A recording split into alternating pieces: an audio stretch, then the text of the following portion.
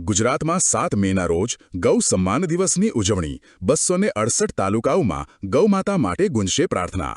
ભારતીય સંસ્કૃતિમાં પૂજનીય ગૌમાતાના સંરક્ષણ અને સન્માન માટે ચાલી રહેલા ગૌ સન્માન આહ્વાન અભિયાન અંતર્ગત આગામી 7 મે 2026ના રોજ સમગ્ર ગુજરાતમાં ગૌ સન્માન દિવસ તરીકે મનાવવામાં આવશે। ગાંધીનગર સ્થિત શ્રી સુરભી શક્તિપીઠ ખાતે 5 મેના રોજ મળેલી સંતોની બેઠકમાં આ મહત્વનો નિર્ણય લેવામાં આવ્યો છે। ચૂંટણીને કારણે તારીખમાં ફેરફાર। સમગ્ર ભારતમાં આ અભિયાનનો પ્રથમ તબક્કો 27 એપ્રિલના રોજ પૂર્ણ થયો હતો, પરંતુ ગુજરાતમાં મતદાન હોવાને કારણે સંતોએ લોકશાહીના પર્વને માન આપી ગુજરાત માટે 7 મેની તારીખ નક્કી કરી છે। 268 તાલુકાઓમાં અપાશે પ્રાર્થનાપત્ર। આ અભિયાન હેઠળ ગુજરાતના 34 જિલ્લાના તમામ 268 તાલુકાઓમાં ગૌભક્તો દ્વારા ભગવાનનું સંકીર્તન કરવામાં આવશે।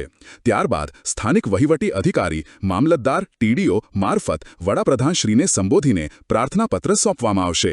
અભિયાનનો મુખ્ય લક્ષ્ય ગૌમાતાને રાષ્ટ્રમાતાનો દરજ્જો અપાવવાનો અને ગૌહત્યા પર સંપૂર્ણ પ્રતિબંધ મૂકવાનો છે। મુખ્ય માંગણીઓની જો વાત કરીએ તો ગૌરક્ષા માટે કેન્દ્રીય કડક કાયદો બનાવવો, ગૌશાળાઓને વીજળી અને પાણીના બિલમાં 100% રાહત આપવી, ગૌશાળાઓને રાજ્ય જીએસટીમાંથી મુક્તિ આપવી, ગોબર ગૌમૂત્ર આધારિત સંશોધન માટે યુનિવર્સિટીઓની સ્થાપના કરવી, ગૌશાળાઓને મનરેગા યોજના સાથે જોડવી। સંતોએ જણાવ્યું હતું કે આ આંદોલન સંપૂર્ણપણે અરાજકીય અને અહિંસક છે। ગુજરાતમાંથી 1 કરોડથી વધુ હસ્તાક્ષર એકઠા કરી સરકારને સુપ્રત કરવામાં આવશે। જ્યાં સુધી ગૌમાતાને યોગ્ય સન્માન નહીં મળે ત્યાં સુધી આ અભિયાન અવિરત ચાલુ રહેશે। मुझे सारे संत ने से गोपालानंद सरस्वती कहते हैं। गौ सम्मान आह्वान अभियान नाम से मूवमेंट है जो भारत की सभी गाय माताओं को सेवा, सुरक्षा और सम्मान दिलाने के लिए भारत के सभी संत महापुरुषों और गौ प्रेमियों के द्वारा प्रारंभ किया गया है। गुजरात के करीब सभी तालुका से अभी 7 तारीख को 7 मई को सुबह 10 बजे सभी मामलतदार ऑफिस में प्रार्थना पत्र देना तय किया। हर जगह साधु संत रहेंगे और पूरे भारत में तो करीब 5 लाख साधु संत इस अभियान से जुड़ेंगे, ऐसा योजना बनी है। अभियान का मुख्य उद्देश्य क्या है? इस अभियान का मुख्य उद्देश्य भारत में जो गोवध चल रहा है, करीब 80-85 हजार गाय माताएं प्रतिदिन काट दी जाती है, मार दी जाती है, वो गोवध समाप्त हो, गौ माता को राष्ट्रमाता जाहिर किया जाए और गो को लेकर के केंद्रीय नीति, केंद्रीय गौपालन मंत्रालय बने।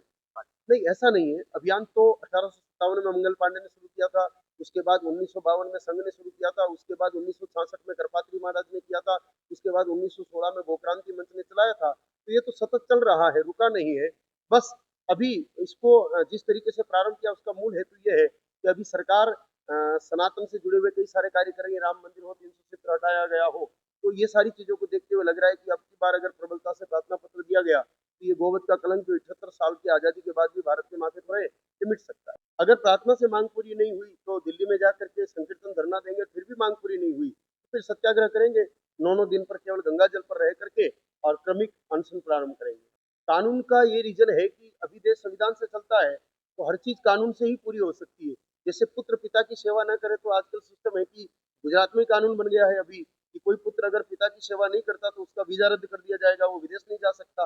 तो इसी कारण करता है। तो युग धर्म ऐसा है कि कानून बनेगा तो ही सेवा, सुरक्षा और सम्मान गाय को प्राप्त होगा।